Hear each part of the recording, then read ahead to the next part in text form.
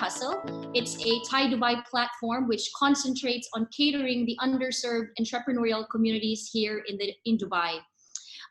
This is our second Zoom webinar following the successful session on digital marketing. And today we'll be talking about the world of freelancing. We'll explore that, and also we'll discover what are the freelancing options that are available for us, and what are some insider guides that are essentially beneficial for us as well.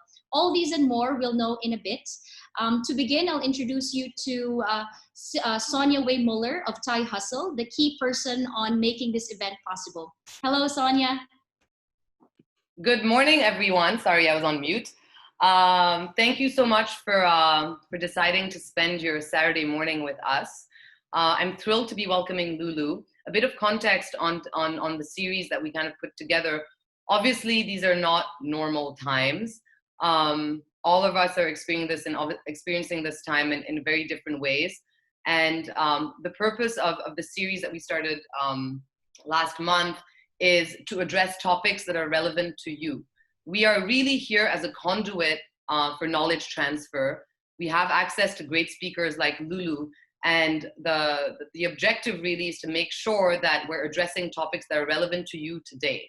And so the format of the session, Loulou will be presenting, but it's very informal. We invite you to write in your questions in the chat. Don't be shy, there's no silly question. We will try to address as many questions as we can. We also invite you to please put in other topics that you would like to see us facilitate in months to come. You know, we are not sitting in your shoes necessarily, and you know, there are topics that come to mind to me, for example, that might be of interest to you, but really it's important for me to get a pulse for what you want to see, and we're really here to just find the right speakers who can provide knowledge transfer on these topics. So last administrative thing is we will be hosting some polls that we will invite you to just, it's very easy, you just click on one of the answers throughout, because that also enables us to get a better understanding of who you are and why you're here, and eventually we can tailor these sessions even more so. So without further ado, I'm thrilled to welcome Loulou. Thank you for spending your Saturday morning with us, Loulou. Thank you very much, Sonia and May and TiE for inviting me for this. I'm very happy to be here. If you don't mind, I have prepared a presentation which covers a few points that I'd like to discuss today. So I'm gonna share my screen and can everyone, I assume everyone can see this? Okay, yeah. Great. So, so my name is Loulou Khazen. I am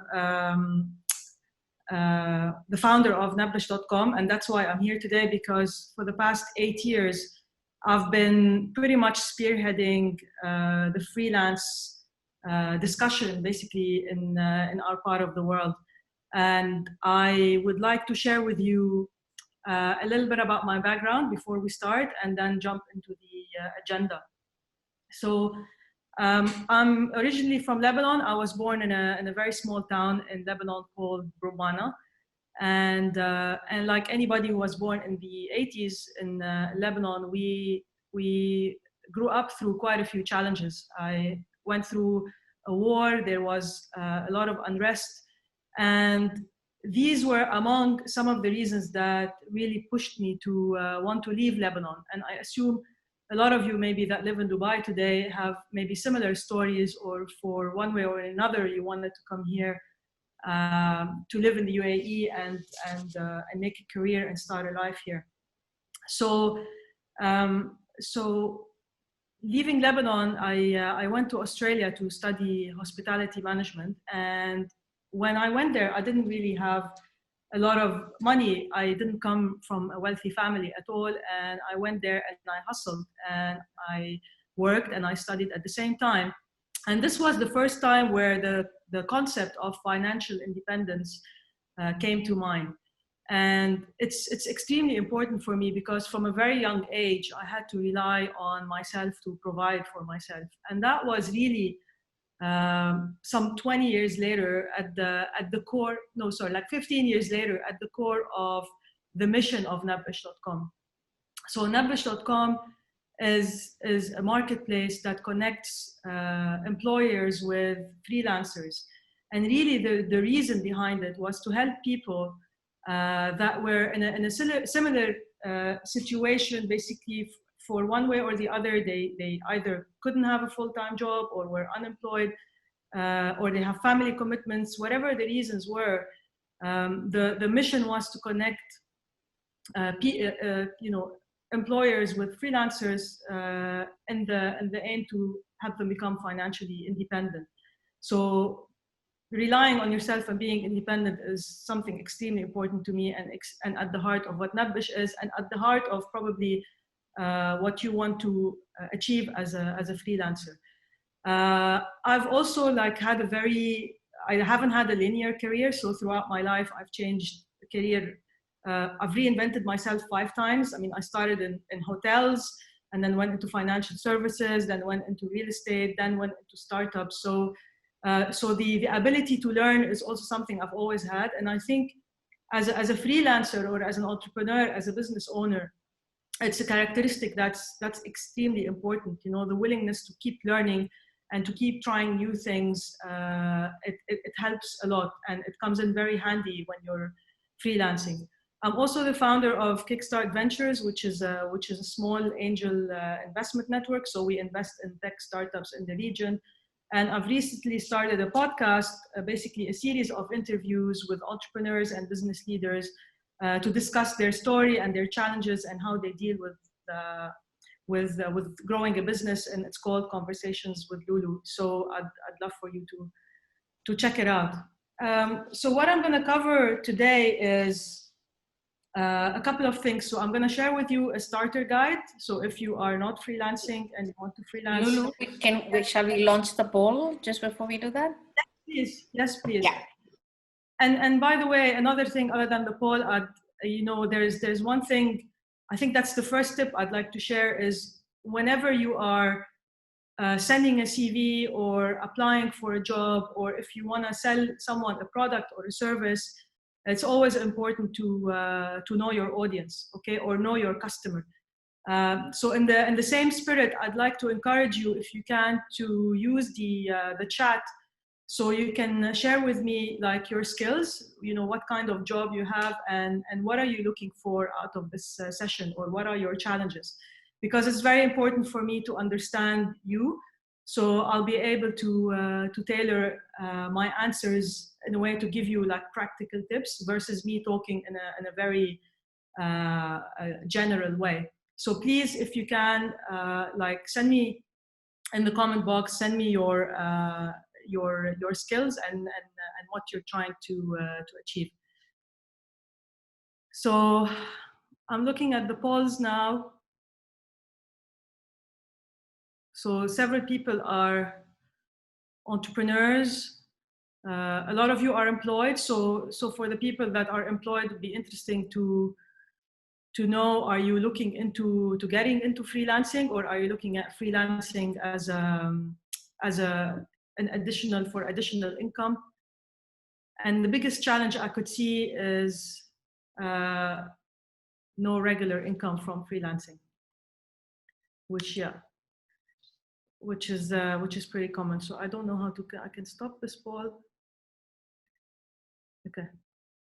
So why do we freelance? There's a lot of reasons why people do it. Some of you do it by choice. They want the freedom. They want, how can I close these polls? Hold on a second. They want the freedom. They want the ability to choose which projects you want to work on.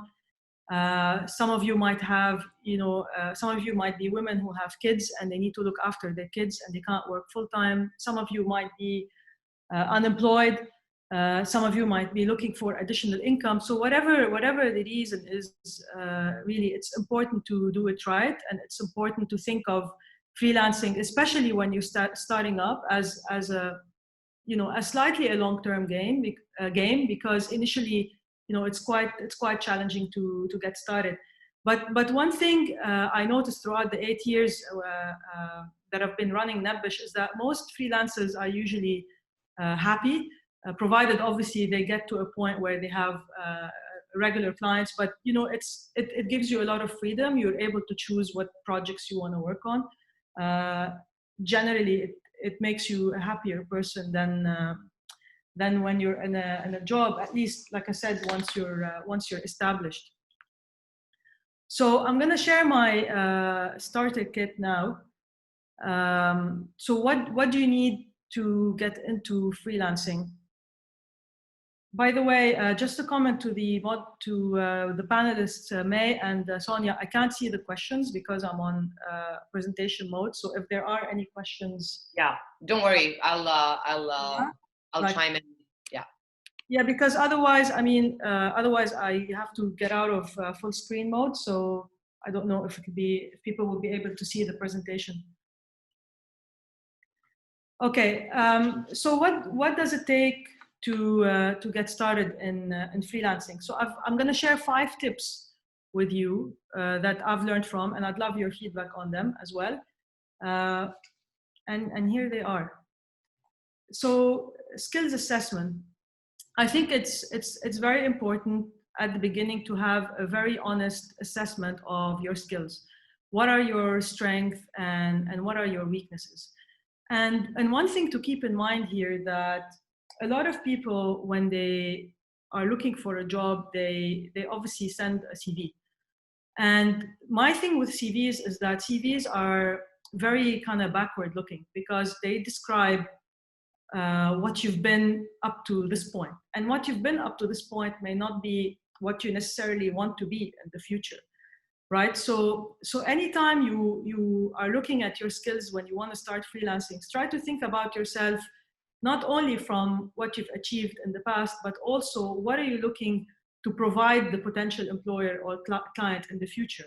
It might be hobbies that you have that you want to monetize. It might be that, you know, you've been a copywriter, or you've been a translator, for example, but moving forward in the future, you'd like to become a copywriter, and maybe you have the necessary skills to do so.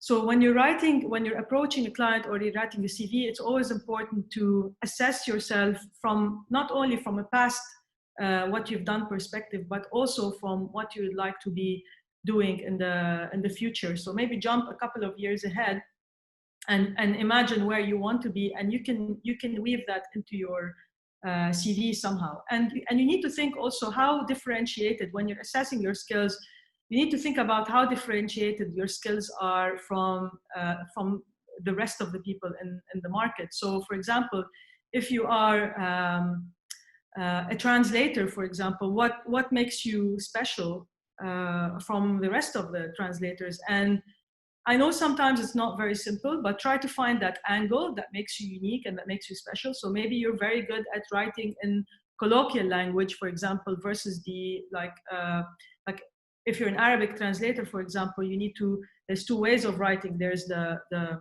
spoken Arabic, and there's the official professional Arabic. So maybe you're very good at the spoken Arabic. So whatever the strength is, you need to find that one thing that makes you unique vis-a-vis the market, and really present that. And also, you can always go on social media or on Google and research what other people that have skills similar to yours, how are they presenting themselves? So what is the terminology that they use in describing themselves in their CV? What kind of websites are they using to showcase their work, for example? So learn from your competition and learn from the market. And if there are ways for you to, for example, improve your skills, what are they? Without obviously going into a massive financial burden. The last thing you want when you're starting up in freelancing, and a lot of times because of fear, we start putting obstacles. So for example, I can't freelance because I need to do a course on I don't know what, or I need to buy a very expensive laptop, or I need to have an office and I don't. So these are all sometimes excuses that stop us from really getting things done. So don't get bogged down by don't get into big financial expenditures at the beginning, because there's a lot of tools out there that are for free.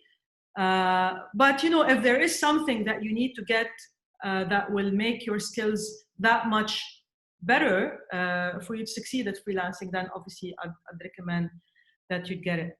The second big thing that you need to think about is your salary requirement or your income. So how much money do you need to survive on a monthly basis? And when you're starting up as a freelancer, you cannot think I'm gonna be living very, very comfortably. I think the initial thinking is how do I survive? How do I cover my costs, my basics, and how can I survive? And from that number, you'd be able to kind of work out how much do you need to charge for your projects, what are the best type of projects that you want to get. So do you want, I don't know, like a 9 to 12, for example, daily commitment, or can you afford to do 2 or 3 projects per year, or per month? So based on that salary requirement, you'll also be able to work out your pricing. So how do you want to charge? So the first step in working out how much you want to charge is not necessarily to look at what others are charging that have the same skills. The best way to start is how much do you need and how much can you cover? Because maybe you don't need a lot, and maybe, for example, you're able to you might be able to offer some services for free, for example, in exchange for a long-term relationship with a client. So you can be more strategic. So it's very important to know how much, like, what's the minimum that you need on a monthly basis to start building your reputation and your track record and building clients. And it will also, again, help you figure out how much risk can you take as a freelancer. Number 3 is social activation. So we are very lucky today to have social media. Anybody, really, literally anybody can have a brand today on social media, no matter what your skills are. If you open Instagram or TikTok or Facebook or all of the social media channels, it really helps people create a brand and become potentially, a thought leader or someone whose opinion on a specific subject is very, very important. So make sure you use social, because also whoever wants to work with you is probably going to check your social media. And the beauty about building a brand on social media is the following. And I don't know if many people think about it this way, but when you're looking for work, you're always approaching people, you're cold emailing people to get projects or to get a full-time job, whatever you're trying to do. If you have a presence on social media, sometimes you might get leads coming to you.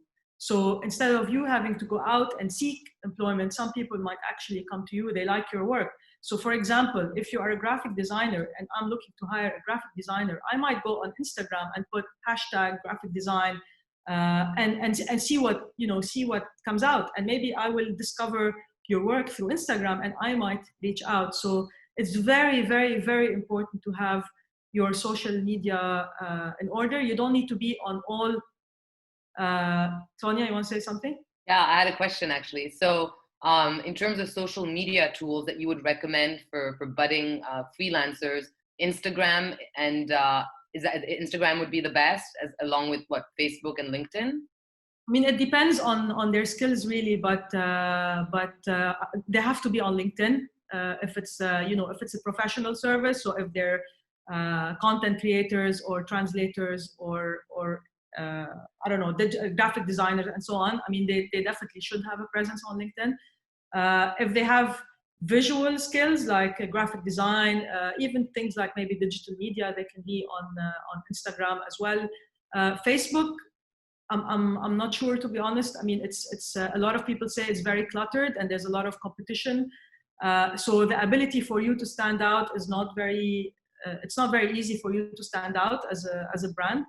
But I mean, there's no harm. There's no harm in trying what channel works for you, because I don't know. Maybe in the Filipino community, you said we were talking about like the Filipino community. Maybe they use Facebook.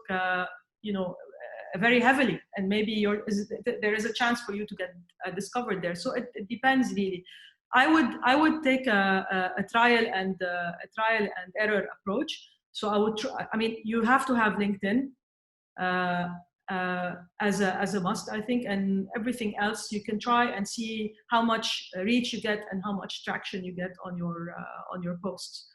I mean, everyone's talking about TikTok now. Honestly, I've downloaded the app very recently because I was super curious to see. And honestly, if you're a creator, like if you're a singer, if you are, I don't know, if you have any kind of, even an artist, I think you have to be on TikTok. It's amazing. So it depends, you know, each platform, it depends on your skills. We also have one question, the Q&A, but if tell me if you're going to address this later on. Mati is asking if in the UAE can an employed person do freelance work during his free time? Yeah, I'll address this. Okay.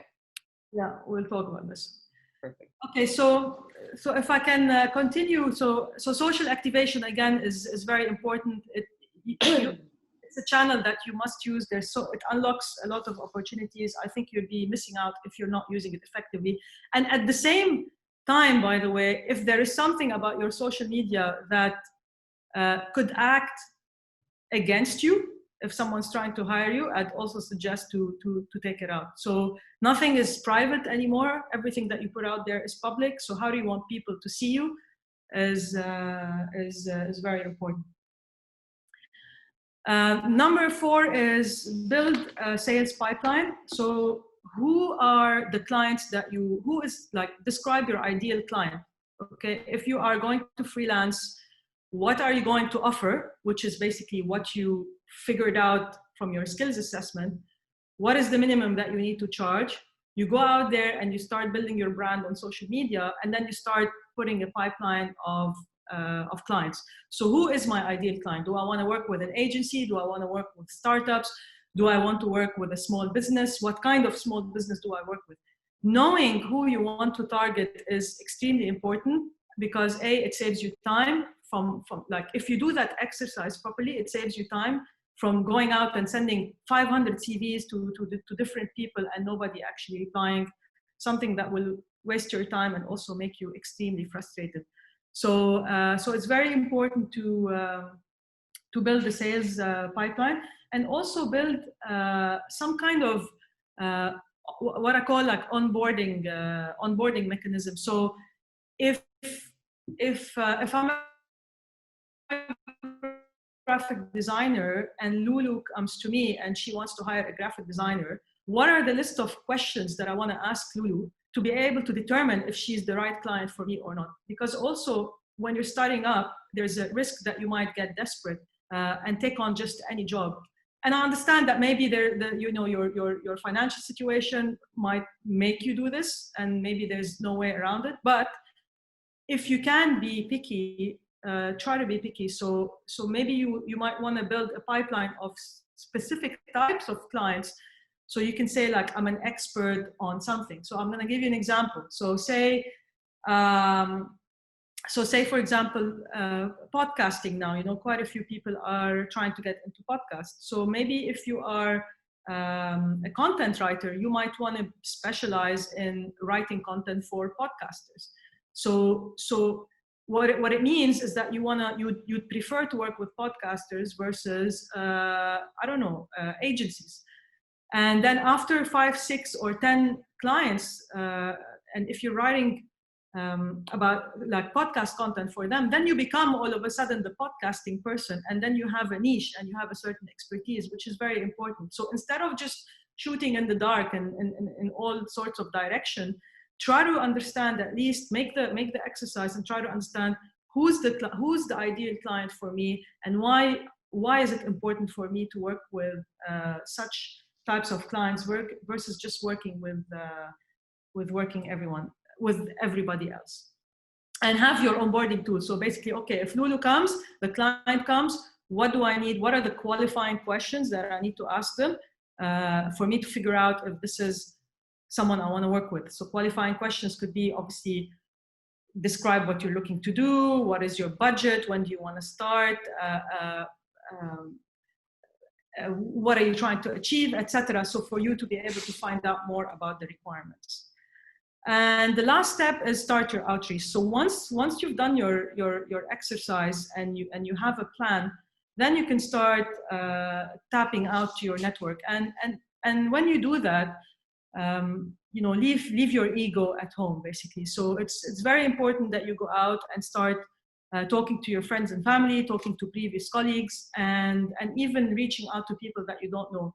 But the caveat here, or the trick here, is not to spam people. So when you are, you know, trying to approach somebody, be creative in your approach. So I'll give you an example. So many people write me on LinkedIn, or even send me an email, you know, we offer IT services, please call us, blah, blah, blah. So first of all, like, I may or may not need IT services. So this is the wrong approach. You've just actually wasted my time, and I'm not going to reply to you. So if you want to send me an email or reach out to me on LinkedIn, research me first, like figure out what I do. And this, by the way, this exercise should have been done when you did your sales pipeline.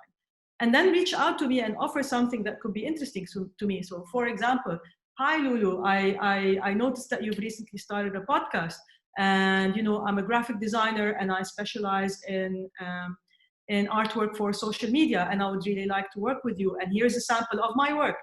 So this is a great way to offer your services to someone. Now, I may or may not need your services, but you've made a good impression, versus like, hi, I'm a graphic designer, here's my CV, which is what 99% of the people do. So if you do a little bit of effort, you will already be better than the 99% of how people usually approach others.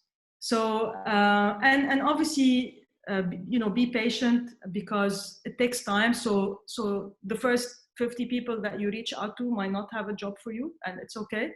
And you just need to keep trying. But the most important thing is to be helpful in your approach and not spammy, and caring about someone else's time. So not like, yeah, I'm a graphic designer and here's my CV. So what, do you expect me as a client to open and read your CV to try to figure out how you can help me? Like, that's not going to happen. So the better your approach, the more likely you are to get a response, even if it's a no, thank you, I don't need someone today, but you're more likely to get a response. So this is the Loulou's 5S starter kit. So I tried to make it all starts with S. Hopefully it could be memorable. So start with a skills assessment, salary requirement, social activation, sales pipeline, and start outreach. So if you follow these steps, I can guarantee that you will get a favorable response. Are there any questions, or should I move on to the next section? I don't think there's any questions on this section specifically, but everyone, I invite you either to write in the Q&A or the chat, whatever you feel more comfortable with. Okay.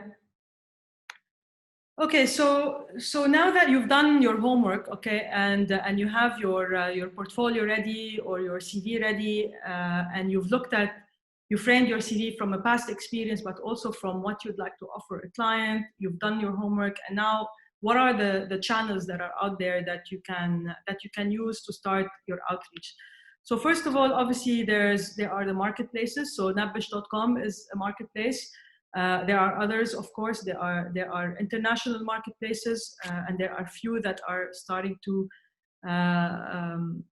launch in our part of the world. So for example, there's one that launched recently. It's called Ogram, and it's for people that have hospitality and entertainment type backgrounds. So if you are a bar staff or a waitress or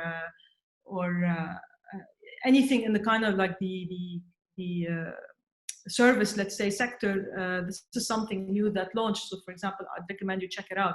If you are a designer, a marketeer, or someone that has more of a professional background, then definitely you need to check out Nabbish. So it depends on It depends on what your skills are. If you're a graphic designer, for example, I'd recommend you have a presence on. Oh my God, the name escapes me now. On I'll think about it and I'll put it back in the chat.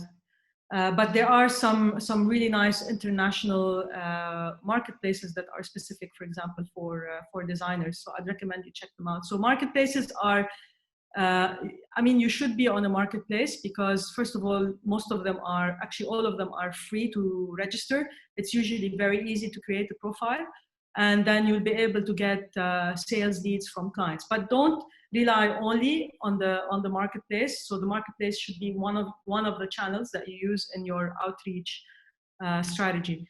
The other one obviously is your own network. So I think I've touched on that, but it's extremely important to let the people you know and the people that like you, that you're available to freelance. That could be past colleagues, that could be friends, family, and don't be shy to basically ask them to spread the word and share that you are available. But again, always frame it in a way that they can easily share or recommend to other people. So don't just send the CV. This is the worst thing you can do. So say like, okay, here's my CV, but this is what I can do. Maybe give a summary of your skills, give a link that shares some samples of your work, or a link to your profile in, for example, nabbish.com or LinkedIn. Then obviously social media. So again, we spoke about that extensively, but a lot of people are using social media now to sell things, from cupcakes to graphic design services or video editing services. So I think there's a lot of creative ways to use social media. You can follow your industry's hashtags, and you can see what people are looking for. Or also, it's a great way for you to use to see what your competition or what people with similar skills have, and do your research. You can also outreach people on social media. Again, why not? You know, if you find your ideal client is very active on Instagram, you can always send them a direct message and give them a nice compliment about the things that they're doing and offer your services. So it's a great lead generation tool. There's direct outreach, again, similar to your own network, but this is mainly for people that you don't know. So for example, if your ideal client is an agency and you are a graphic designer, sorry, I keep talking about graphic design, but it's the only example that can come to mind. But let's say if you're in the hospitality industry and you know, you'd love to work with Jumeirah Group. So research Jumeirah Group, for example, on LinkedIn. Check out who are some of the employees that might be in your network that work in Jumeirah Group, for instance, and reach out to them.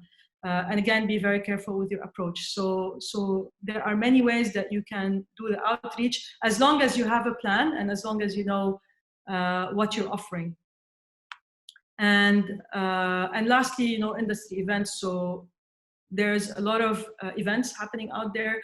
You can check out, for example, meetup.com. So it's meetup.com. And you can see, for example, what industry events are happening in the UAE.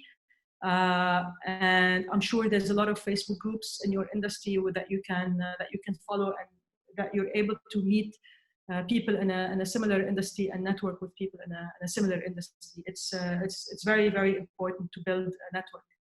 And that's why I said earlier that it's a long-term game. So nothing's going to happen immediately, but when you start putting all these building blocks, so you have your profile on the marketplace, you start working on your social media presence, and you start your outreach to your friends, family, past employees, and like potential future employees, then things will start to happen slowly but surely. So here's a sneak peek of Nabbish. Obviously, I am the founder of Nabbish, so I'm gonna show you what it's like. But again, there are many. Not many, but there are other platforms out there that you can use. And so for example, you can. This is on the right side of the screen. You can see a profile, for example, of someone who is a copywriter.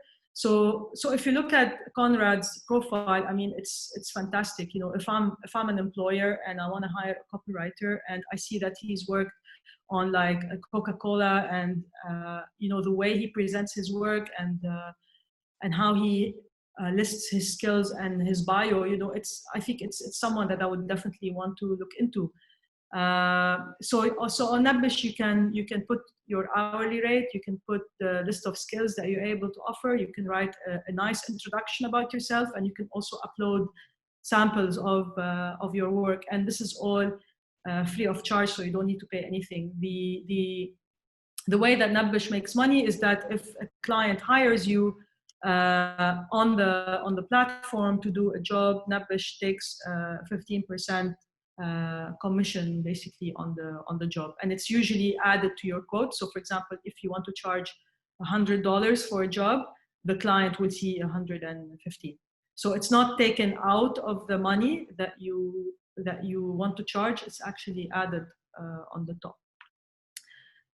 So here's again a brief of what you can do. So you can sign up and create a profile for free. You can apply to jobs and send quotes.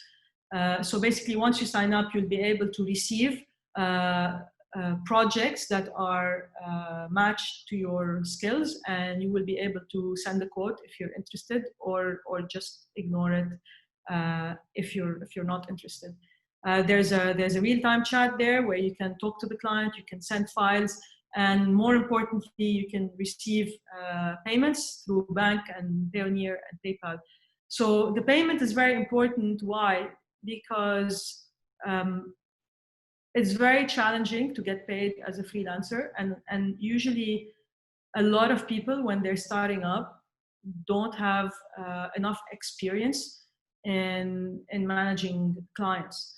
So when you are working through a platform, usually there is a deposit that has to be paid by the client, and that deposit is kept basically in something we call an escrow. So it's kept in a separate bank account, but that money is allocated to you, and then you can send payment requests as you progress with the work, and then when the job is done, the money will be transferred to you. So it kind of helps you be sure that basically you're gonna get paid for your work. Whereas if you're starting up and you don't have a solid track record and you don't have a lot of experience in freelancing, and you try to do it on your own, you might fall into the trap of not getting, offering services, but not knowing how to, for example, do the payment terms, and maybe even as a worst case scenario, end up not getting paid. So you always need to be aware of these things when you're starting up. And also the other positive thing usually on marketplaces is that there is a rating. So once you've done the job, the client can write a review and put a rating for you. So obviously that will help you win more clients in the future. Going to just to address the legal question, I think I will address it later, but in case I forget. So in the UAE things are changing. Okay, when I started Nabish in 2012, freelancing was always a gray area. So you can be part of a marketplace, and you can do work to someone in the UAE as part of a marketplace. But for example, you weren't allowed to go to the client's office and sit there and behave like a full-time employee. So there's many ways to do freelance. So some clients here in Dubai, for example, want people to go to their offices, and this is unless you have a freelancer license, this is against the law. But working through a platform remotely is something that you could do.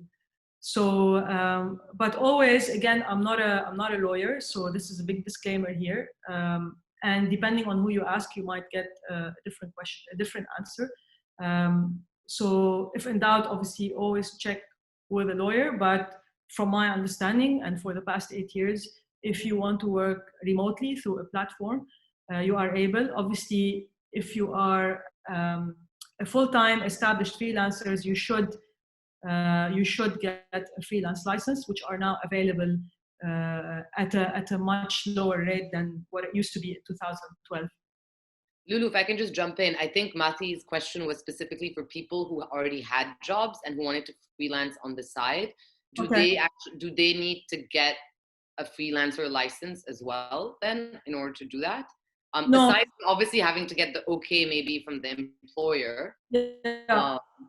So as far as I know, you need to get a no objection certificate from your employer that that Loulou is allowed to work as a contractor with someone else, and that should be okay. So this is again as far as I know. But you don't need anything to do with that as long as you have your residency and your visa basically on but your. You do need to get an additional freelancer license in order to operate as a freelancer, even if you have a day job. You know what, Sonia? Again, things change a lot. So again, the best case scenario is, of course, for you to get a freelancer license.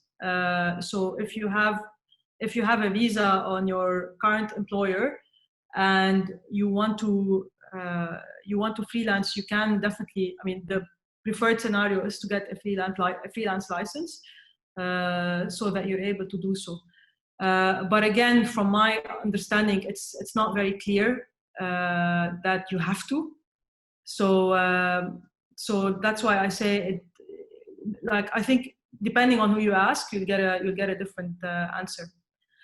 I think what I would recommend, that if you are working with someone, and let's say you are a graphic designer, for instance, and you want to spend a couple of hours on the weekend working on a freelance job remotely, I believe it's possible to do it by obtaining a no objection certificate. But if you are a full-time freelancer and you want to work with clients as a freelancer or an independent contractor, then yes, you should have a freelance license. All right, that's clear. Thank you. Yeah. Okay. So here's an important part, I think, that not that could be also an issue when you're first starting up as a freelancer, and it's managing your clients. It's very important to know how to manage clients from day one. So here are some tips for you. So first of all, it's very, very important that you understand what the scope of work, or basically what the client needs. And if you're not clear, ask. So there's no stupid question here. Don't be shy to clarify. And sometimes clients don't know what they want, and you end up taking on a job because you were too shy to kind of push back on the client and figure out exactly what they want. And this is when problems happen, because there's a huge mismatch in expectations. The client wants something, the freelancer understood something else, and there's usually a conflict. I mean, I see that a lot, for example, in technology type jobs, web development. So client wants to build a website. It's not very clear what they want, and then the developer thinks something, and then a lot of things become out of scope. So there's usually a conflict. So make sure you fully crystal clear understand what the client wants. And that's why, going back to my earlier point about the sales pipeline and the onboarding, if you have a list of questions that you need to know before starting on a job, it will obviously help you a lot, in clarifying and understanding the scope of work. So set very clear expectations. So once you understand what the brief is and what the client wants, make sure you are very clear in terms of what you are going to deliver to the client, and make it also very clear that this is what I'm delivering, and anything that is outside of the scope will be charged separately. It's very, very important to be clear from the beginning, because first of all, it helps keep the client in line, so they're not going to keep asking you for extra things. And at the same time, it also helps you manage your time. It helps you manage your budget, and again, not get frustrated while you're working with someone because they keep changing or they keep asking you for new things. So that's very important. Explain the pricing structure. Again, going back to the previous point. So you can say, okay, I'm going to deliver a logo for you, and for this logo, it's going to be, I don't know, 1,000 dirhams, and you're going to get 3 revisions on this logo. And anything outside of that will be out of scope. So again, you have to be very specific in what you're and how you're charging and what is in and out of scope. Now, of course, if it's something that is a recurring contract, so if you are working in the service industry, for example, and I don't know, and someone, I mean, anyway, there are other challenges in the service industry, but if it's a recurring contract, also make sure you are clear about like the hours that you are required to be there, and you know, if there are any extra hours, then it's an additional. Loulou, just jumping in with a question again from Mati.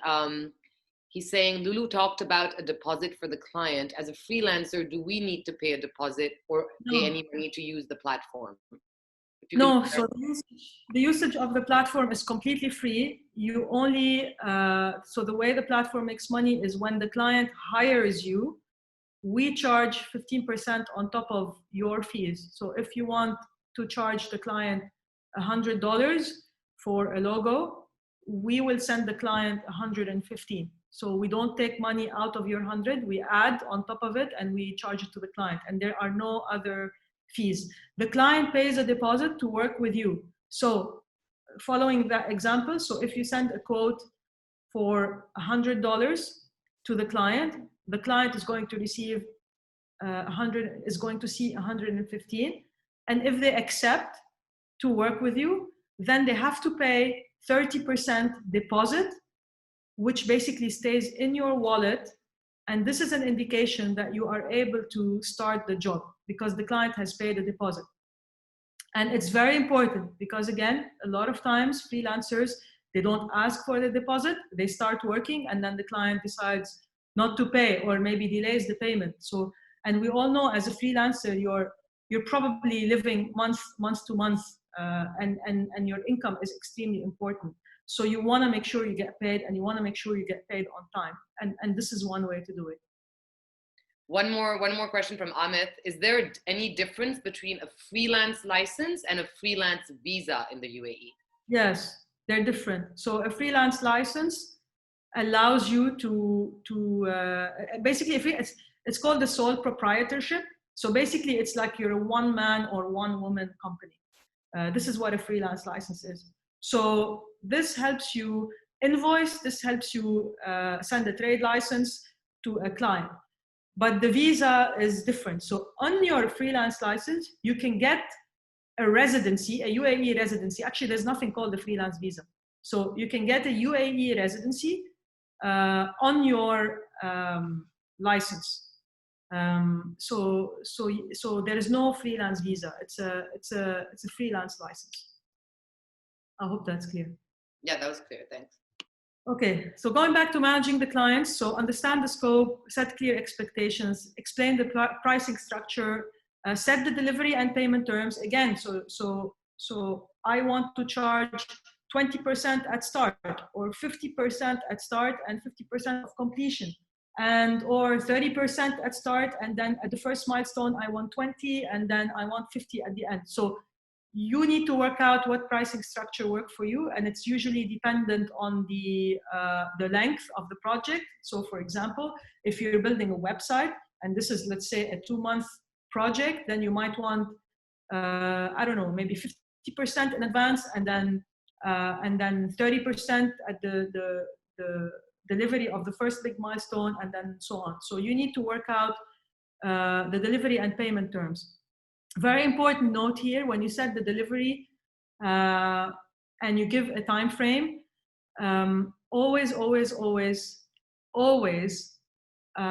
undersell and over deliver. So if you think you can deliver in 1 week, okay, just say that you will deliver in 10 days or in 14 days, okay, and deliver it in 1 week. Now, obviously, if the client needs something urgently, it's a different scenario, but never, or try as much as you can to deliver when you say you're going to deliver. There's nothing worse or causes more frustration when a client is expecting something and you don't deliver, and worse, where you stop responding to the client. and I've seen it happening, and I don't understand why it happens, but it happens.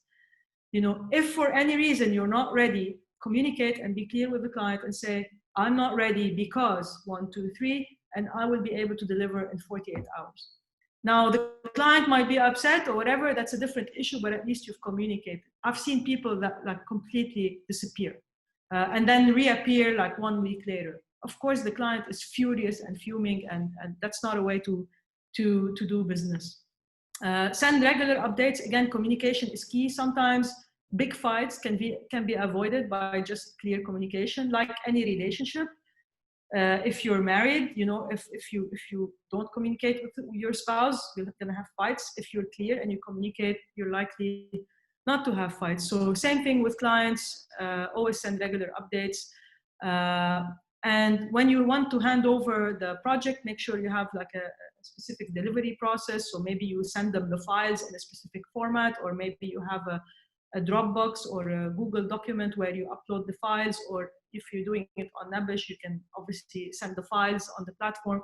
So make sure you have a process, and it's always nice to follow up. So in your downtime, let's say, because obviously freelancing is very cyclical. So one day you might have a lot of jobs, one day you might not have jobs, or you might go on for a month without work. So it's a nice time to follow up. So always make a note of who your clients are, you know, maybe start an Excel sheet, put out all the clients that you've worked with, and try maybe to see if you have any personal data, like maybe their birthday, and you can always like send them a happy birthday or follow up every once in a while. And this way you can stay top of mind for the client. So if they're looking, I don't know, for a photographer, and then here you are, you send them a happy birthday, and maybe you know, maybe they decide to hire you for their birthday or something. So always follow up and stay top of mind. So I'm gonna go quickly through the pricing tips because I feel like I've went over time here. So for pricing tips, I think I've touched on that earlier, but you know, if it's a big job, for example, a website, try to break it into milestones and then price each milestone. Always add a buffer. So basically, you know, if you think, for example, that to deliver this milestone of the website, you might need to do 10 hours of work, always put a buffer and say, for example, no, it might take me 12 or 13 because sometimes things go wrong and sometimes the client might ask for a small change. So when you're pricing, add a small buffer, and this will also help you be a little bit flexible if there is any minor changes in the scope. You can also add a profit on your hourly rate. So for example, everybody who's employed on a full-time basis, they have access to benefits like healthcare, like end of service and all these things. But as a freelancer, you have to pay for these out of pocket. So maybe if your hourly rate is, you know, 20 dirham, you might want to charge 25 dirham or whatever and this will be like your small profit basically on top of your hourly rate. And this is something that you can potentially negotiate with the client. So be specific again on the project time and delivery, because again, if you go overtime on the project, it means you're working for free. It means you have to deliver for the client and you're unable to take other projects, and basically you're stuck. So it's always better to set the time, you know, properly. And then lastly, reputation. So again, you know, bad experiences. So if I have a bad experience, I'm going to tell on average like 5 to 10 of my friends. So always make sure to deliver a very good experience. That's so important in helping secure other clients. Be genuine and ethical. I mean, I know it's very straightforward, but you know, sometimes I wonder why people aren't. If you can't deliver, say I can't. If it's something out of scope, just say it. If you know, if there's an issue with the deliverable, just communicate and be ethical. You know, how do you want people to treat you? Is a way that you want to treat people. Loulou, one question from Alan. Do you have any tips on how to manage non-regular income to make sure that you're able to survive during lean months? There's no, like I said in the beginning, this is something for the long term. So you need to put all of the building blocks in place. and then eventually they will start to materialize. Think about it like making an investment. So for example, when I make an investment in a startup, okay, I know that I'm not going to get my money back the next year. I'm thinking that maybe in 7 years or maybe 10 years or 5 years or whatever the time frame is, there's a likelihood that I'm going to get my money back as an investor. And it's a kind of a similar process. So if you have a good social media presence, if you have a good basically outreach strategy for people, if you always stay in touch after you've delivered the job to a client, if you always polish and update your CV or your presence, your profile on the marketplace, again, all of these building blocks will start generating returns basically in the future. I mean, if you know that, for example, like if you're in the events industry, you know that you're going to have very busy months at the beginning, and then it's going to go dead in the summer, and then it's going to pick up at the end. Obviously, that was pre-COVID. But you know that you have like 3 months, for example, in summer where you're not going to have income. So the strategy is don't spend more than what you need in the first 4 or 5 months, and plan your cash. And that's why, by the way, going back to your pricing strategy. So if you know that 3 months per year, for example, you're going to be out of work, you have to factor that into your pricing. So if you say, for example, as a minimum, I'm going just to put some numbers. As a minimum, I need 10,000 dirhams per month to survive, for example, as a minimum. Okay, and I know that that 3 months I'm not going to work, so there's going to be a loss of income of 30,000. So that 30,000 has to be added basically to your income, so that it should be factored in so that you can come up with your pricing. So basically you need 120,000 dirhams per year, okay, and then you can break it down into how many projects that could translate in, and how much can I afford to charge per project. So it all goes down to planning. All right, there's actually 2 interesting questions that have come up. One is there business insurance for freelancers?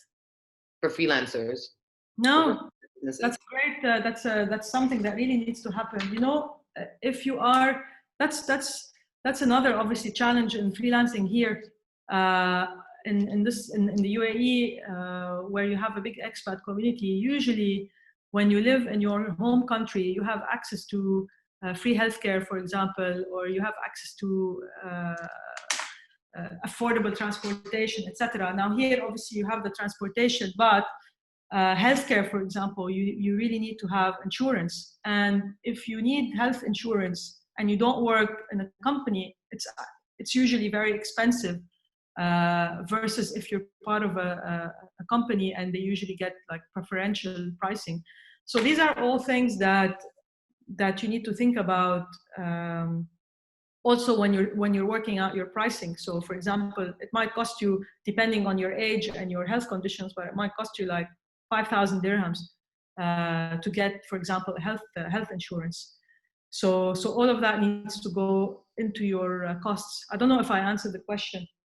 Yeah, it's well, anyway, in the UAE, at least my understanding is that it's mandatory to have health insurance. Like, I think regardless of whether you're a freelancer or not, so you need to factor that, and you'll have to get it yourself essentially. Yeah. Another question. So this is from an anonymous attendee, but he or she is India based, and they did some web strategy work for a UAE company. They were told that they would get paid, and then of course after the work was done, the customer has refused to revert back.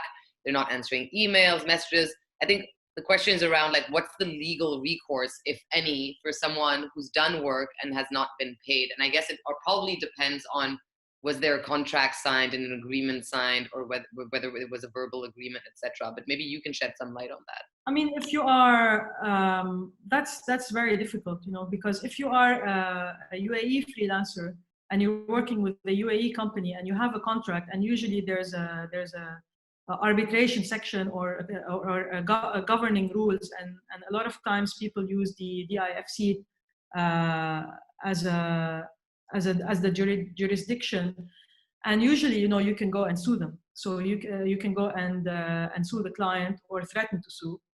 But of course, that's that only works, I think, for large size contracts. I mean, I don't know, maybe like 50,000 dirhams plus, because the cost of having legal action, it means you have to engage a lawyer and so on, so it becomes very expensive.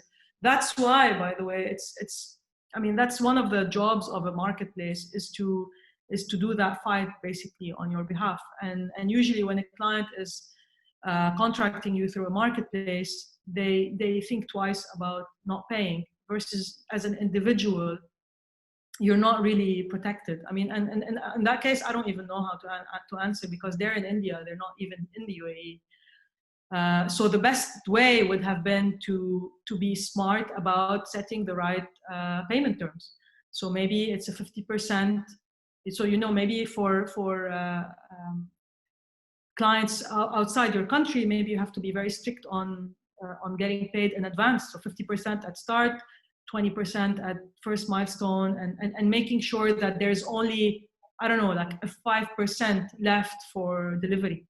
Yeah, I think that makes sense. And I think that echoes what you were saying earlier about it being very important to define milestones and be paid upon those milestones, or maybe 50% before the milestone is hit. But some sort of tiered structure, I think, makes sense, rather than, okay, fine, we'll do this project for you, you pay us at the end. I think you inevitably kind of have issues, unfortunately. Yeah, and I understand, again, sometimes people get desperate and they accept like ridiculous payment terms because they want to get a job, but ultimately this might really like backfire, because if they accept a client, let's say if you didn't do your homework properly and you just accept any client or any job that gets thrown your way because you're desperate, then you're not doing work for someone else. Then basically you pretty much said no to another client. So, and then you're working with that person, so you're spending your time and your energy, and then if you don't get paid, it's like a double loss, right? It's not that you only lost income on this job, you also lost on the opportunity to work with another client. So I know that sometimes someone's financial situation doesn't allow them to be picky, and I understand that, but try again, if you do your homework, try as much as you can to work with your ideal, let's say, type of client. And you have to be strict on the payment terms. And if someone doesn't want to pay you in advance, I think that tells you a lot about them. And maybe it's better that you don't work with them anyway. Right? So if I say like, yeah, I'm going to deliver, I need 50% to start work on the website,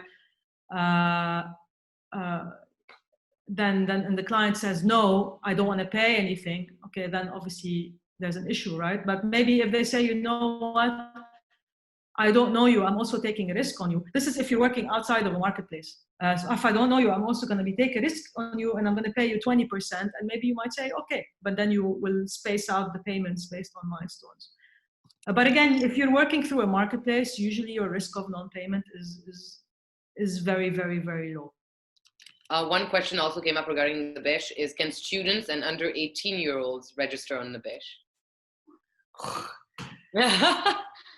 The next generation, Loulou. That's a good, I've never had this question before. Look, there's no age limit as part of the registration process. There's probably a legal age limit, right? Based on whether or not you're legally allowed to work in the UAE if you're under 18. Yeah. Honestly, I don't have an answer to this. I'm not going to answer it because I don't know the right answer. I haven't been asked this before. Maybe I need to look it up. But I mean, in general, we wouldn't really get super young people registering, because ultimately you're offering a service, right? So Nabish is not a marketplace, for example, that you would use to do dog walking or babysitting or something like that, which are could be services that could potentially be done by people under 18. So I don't know if it's a common use case, you know, for under 18s to be registered on NABISH. Yeah, I mean, I guess maybe in this case, I mean, you know, obviously this generation of kids are, I think, way ahead of our generation when we were their age. So maybe there's some, you know, under like maybe 17-year-olds or 16-year-olds who are really amazing graphic designers or, you know, video editors or these types of things that maybe they're looking to make some pocket money. So NABISH doesn't stop them from registering. That's to answer your question. There's no age limit per se. So if you can still register. If you're a graphic designer, you can still register, or a photographer or whatever. Okay, so where are we? So keep in mind, so here are a few tips to keep in mind as, you know, as some parting thoughts. So be strategic about, sorry, I'm gonna remove this because I'm blocking my slides. So be strategic about your choice of clients. You know, again, I understand that sometimes you might not have the luxury, but if you do your homework, you should be able to ideally work with clients that you want to work with. Anyway, that's one of the beauty of being a freelancer, right? Is you get the choice. Say no. You don't have to take every single job that comes your way. Another thing is, if you do already have a job and you got another opportunity, and I know that you're going to be very tempted to take it, but if you can't manage it from a time standpoint, just say no. Again, you need to be ethical. Document everything. So use tools. There's something as simple as an Excel sheet, or there are other CRM tools. So basically, customer relationship management tool for free, where you can enter your client details and you can always maybe message them regularly, send them a happy birthday or whatever, and always keep track of who the clients were, what did you work for them, how much did you charge them. And again, if you're on a marketplace, this is all done for you automatically. If you're not, then you should definitely keep track. Yes, Sonia? No, I think this was fantastic. I think this was great. This is really kind of practical advice. Like, I'm not looking to freelance, but I kind of want to now, now that I know all this information. Are there any outstanding questions that you guys want to ask for the last minute that we have? I think Loulou did a great job at answering kind of on the go. I think obviously the legal side of things, that doesn't surprise me that people are kind of, it's still a bit of a gray area, but I agree with Loulou that since NABISH launched, like, there's been strides that have been made. There are some gray areas again around the insurance and, you know, but these bits and pieces will, maybe you launch, you know, insurance as part of your platform one day. Loulou, micro insurance. Oh, here's Mati again. Very chatty, Mati. Thank you for being so engaged. All right, so Mati is asking, if we do freelance work full-time in the UAE, what will be our visa status? Like, a visit visa is 3 months max, employment visa is for 2 years. So as, I guess, if you get a freelance license, this gives you a visa, a UAE visa, which you clarified earlier. How long is that visa? I'm assuming it's the standard 2 or 3 year visa, right? I believe, for example, if you go to TiE.com, there is a platform called GoFreelance.ae. So you can check it out and you can apply online to get a freelance license. And I believe TiE.com visas have a 2-year. They have a 2-year validity. 2-year validity. Okay. All right. Okay. Cool. And then, yeah. So, I mean, either 2 or 3 years. I'm not sure, but I think it's 2 years. Okay. All right. Great. All right. If anyone has any other question, this is your last opportunity. And if you do reach out to Loulou on LinkedIn, you know what to do now. Don't just send her your CV. But thank you so much, Lou. This was great. May, did you have any questions on your end? Hi, Sonia. None so far. Very informative. Thank you very much, Loulou. It's very practical and it's easily applicable. For sure, a lot of us really learned something from this, and we'll be registering in NABISH. Yes. Awesome. My sister is saying yes. Awesome. If everyone can just fill out the event survey, and feel free to reach out to us if there are topics that you'd like to see moving forward. But thank you again, Loulou. This was great. And thank you for sharing your Saturday morning with us. I know you have family to go back to now. Yes. I want to end with one ask, actually, because if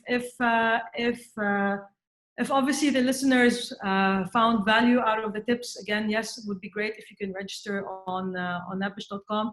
And also, if they're interested in listening to business people and entrepreneurs and founders share their stories, I'd ask them to please check out Conversations with Loulou on YouTube or on any podcast platform. And again, yes, if they saw value from this talk, I'd love to get some value in return. So there's one last question for you, by the way. If you work in Forex, foreign exchange services, can you get freelance visas? Yeah, you can. So it depends. I think they need to check maybe Virtue Zone or Creative Zone.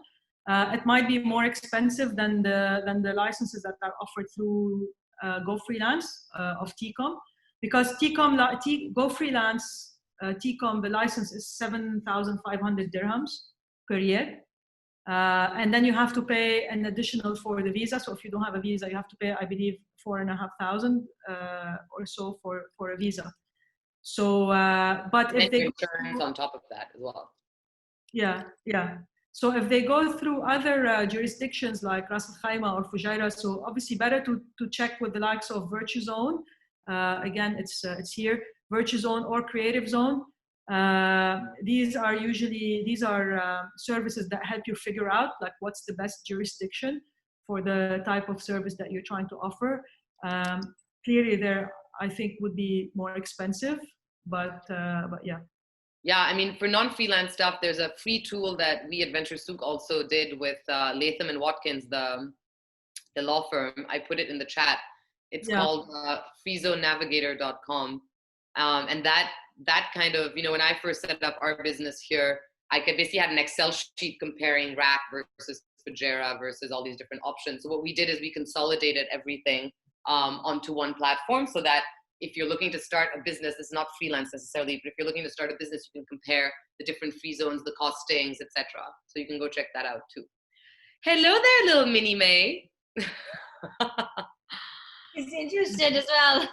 Interested, future freelancer in the making.